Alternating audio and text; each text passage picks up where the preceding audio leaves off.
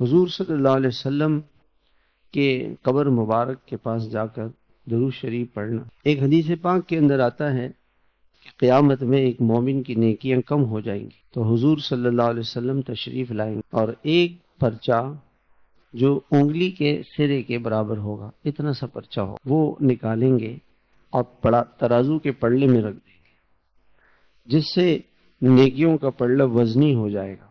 وہ مومن کہے گا کہ میرے ماں باپ آپ پر قربان، کہ یا رسول اللہ آپ کون ہیں؟ تو پہچانے گا نہیں۔ وہ کہیں گے، حضور صلی اللہ علیہ وسلم فرمائیں گے کہ میں تیرا نبی ہوں، اور یہ درود شریف ہے جو تو نے مجھ پر پڑھا تھا، تیری حاجت کے وقت میں نے اس کو تجھے اس کا بدلہ دے دیا۔ یعنی انسان آخرت میں محتاج ہوگا، ضرورت مند ہوگا، تو حضور صلی اللہ علیہ وسلم تشریف لائیں گے اور درود شریف اس کے پڑھنے میں۔ کتنی بڑی بات ہے، کتنا بڑا انعام ہے جو درود شریف کے پڑھنے پر انسان کو مل جاتا ہے۔